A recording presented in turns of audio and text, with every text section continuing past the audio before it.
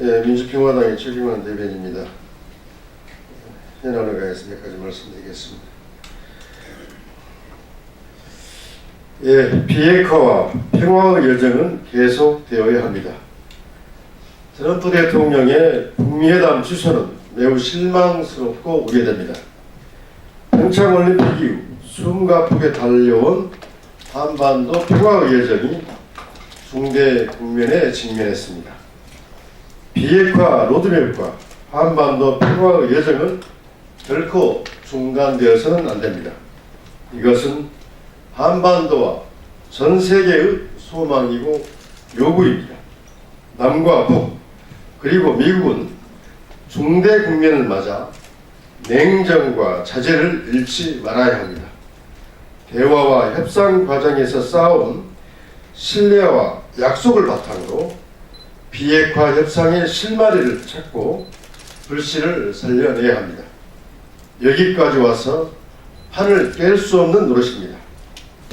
트럼프 대통령이 공개 서한에서 대화 재개의 의지를 남긴 것은 다행스러운 일입니다. 트럼프 대통령은 북미 회담 취소에 대한 세계의 우려와 실망을 직시해야 합니다.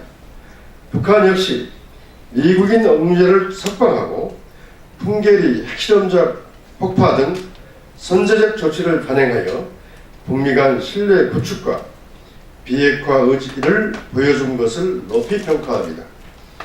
북측의 김계관 제1부상이 트럼프 대통령의 북미회담 취소에도 불구하고 미국과의 대화 의지를 밝힌 것은 긍정적인 신호입니다. 북미 정상회담 취소에도 불구하고 북미 양측이 대화를 원하고 있다는 것이 확인되고 있습니다.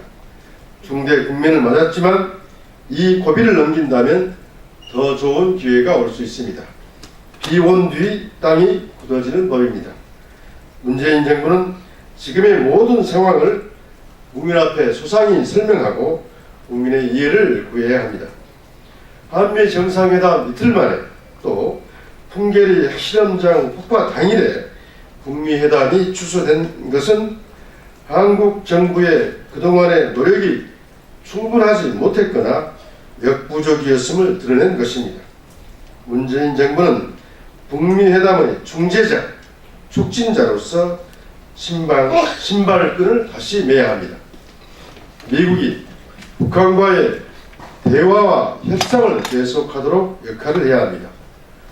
또한 북한에 대해서도 판문점 선언 정신에 입각해 한라인 통합, 대북 특사 파견 등 가능한 모든 조치를 통해 북한이 비핵화를 위한 북미 대화에 나서도록 설득해야 합니다.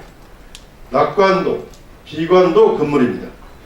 비록 중대 국면을 맞았지만 그동안 많은 길을 걸어왔습니다. 북미회담 취소는 실망스럽지만 반전의 기회를 만들어야 합니다. 한반도 평화의 여정을 계속해 나가는데 모든 지혜를 모을 때입니다. 네, 문재인 정부의 소득주도 성장 정책에 대한 전면적인 재검토가 필요한 때입니다. 최저임금 인상으로 대변되는 문재인 정부의 소득주도 성장 정책에 대한 정부의 전면적인 재검토가 필요한 시점입니다. 통계청 발표에 따르면 올해 저소득층의 소득은 2003년 통계 작성을 시작한 이래 역대 최대폭으로 급락했습니다. 고소득층의 소득은 역대 최대폭으로 급등했습니다. 상하위 가구의 소득 격차가 벌어지면서 빈부 격차가 사상 최악으로 기록되었습니다. 서민들의 소득을 높여 소비를 늘리고 이를 통해 경제 성장을 이끌어내겠다던 정부의 소득 주도 성장 정책은 1분기 실업 기회를 받은 수급자와 장기 실업자가 역대 최악인 통계가 나온 바 있습니다. 여기에 이어서 이번 통계로 인해 부작용이 명백히 드러났습니다.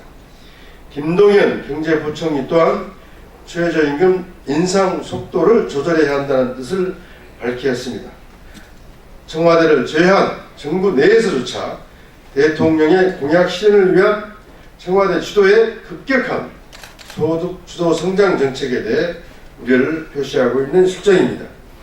생산성 증가 없이, 혁신 성장 없이 인위적으로 소득만 올리는 정책은 허구에 불과합니다. 장기적 관점에서 비롯되지 않은 문재인 정부의 소득 주도 성장 정책은 서민들의 고통만 가중시킬 뿐입니다. 정부는 대선 공약 실현을 위한다는 몽리를 부리지 말고 지금이라도 혁신 성장과 같은 정책 방향을 다시 돌아보고 재점검하고 최저임금 속도 조절 등 근본적인 대책을 마련할 것을 촉구합니다. 네, 이상입니다.